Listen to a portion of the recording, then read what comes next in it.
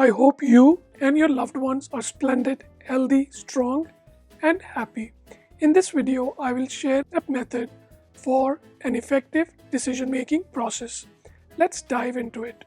Decision making is a fundamental tool when facing life's opportunities, challenges, and uncertainties. Few of us ever receive any training in it, so we are left to learn from experience. Let's start with a quote. It is not what we don't know that causes trouble, it is what we know that ain't so. This method will help you to see the tangible and intangible aspects of your decision situation more clearly, including facts, feelings, opinions, beliefs, and advice into the best possible choice. It applies to professional and personal decisions. It is highly flexible. The essence of this approach is to divide and conquer.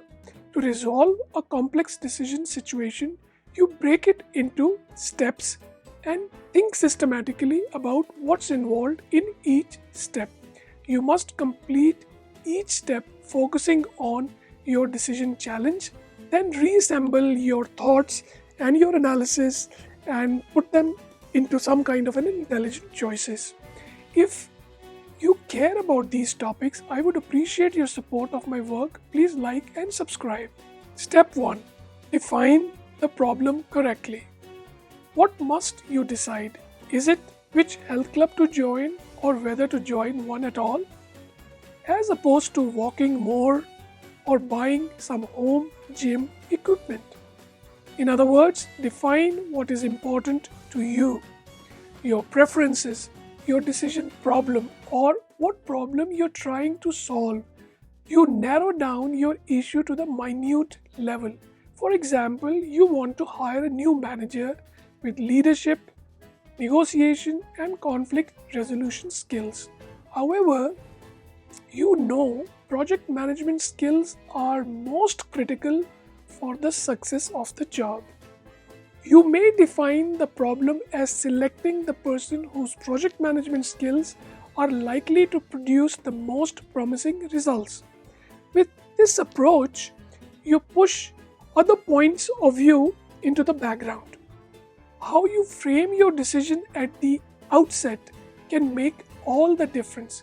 If you identify a decision problem incorrectly, you can't make an intelligent, well thought out decision in the first place. You must clearly state your decision problem by acknowledging the complexity, widening options, and avoiding unwarranted assumptions.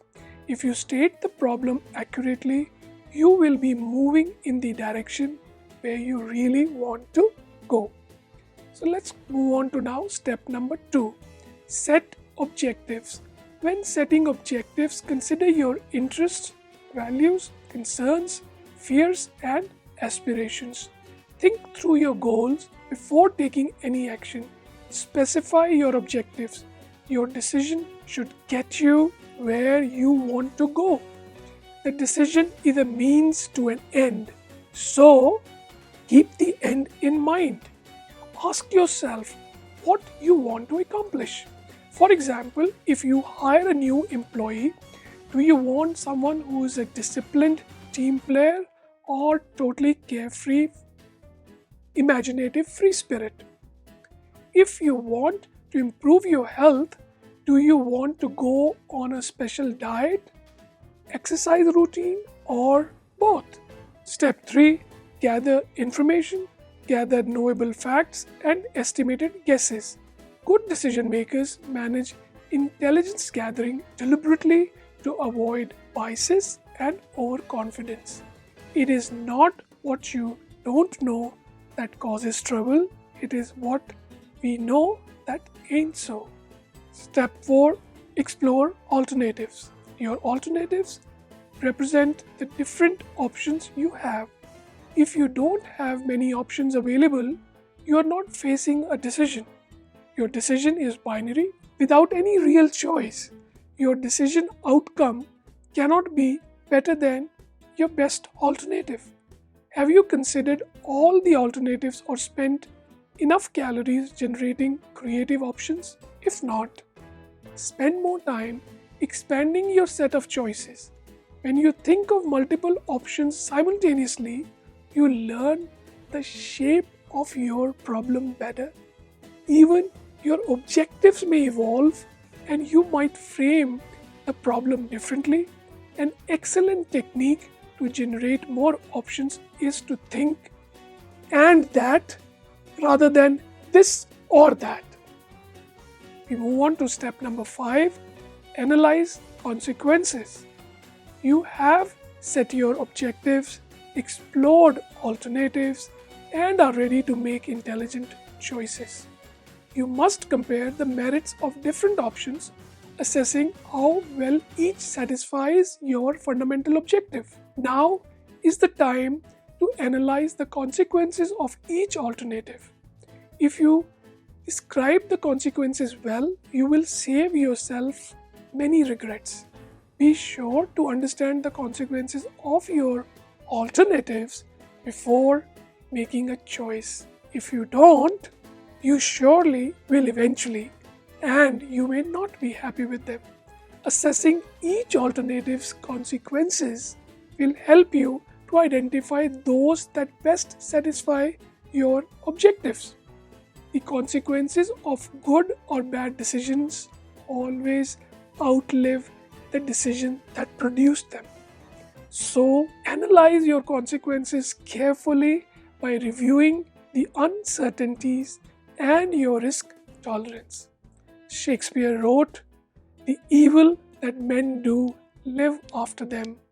The good is oft interred with their bones." Please keep this quote in mind when exploring your decisions' consequences. You have the opportunity to reconsider your choices by assessing the consequences, uncertainties, and risk involved.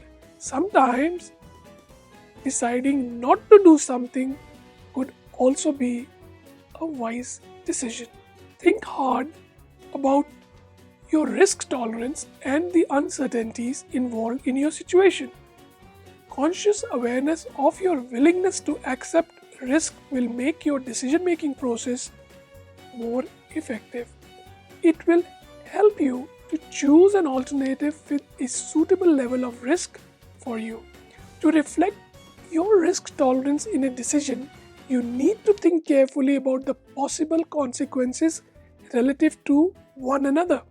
The more deeply you understand these, the more likely you will make an intelligent choice.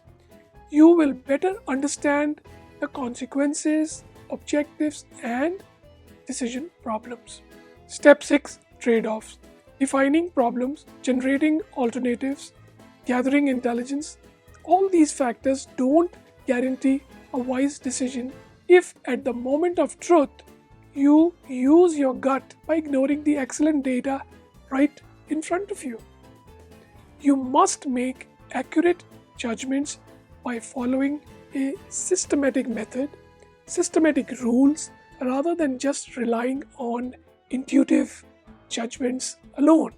A systematic trade-off and payoff force you to examine many aspects and often lead to better decisions than in spur of the moment thinking. You cannot have your cake and eat it too, therefore you need to give up something for the sake of something else. Trade-offs are one of the most critical and complex challenges in decision making. The more alternatives you consider and the more objectives you follow, the more trade-offs you need to make. If you follow the decision making process, you should systematically arrive at a trade-off that aligns with your objectives and solves your decision problem. To begin with, start using this approach with some inconsequential decisions.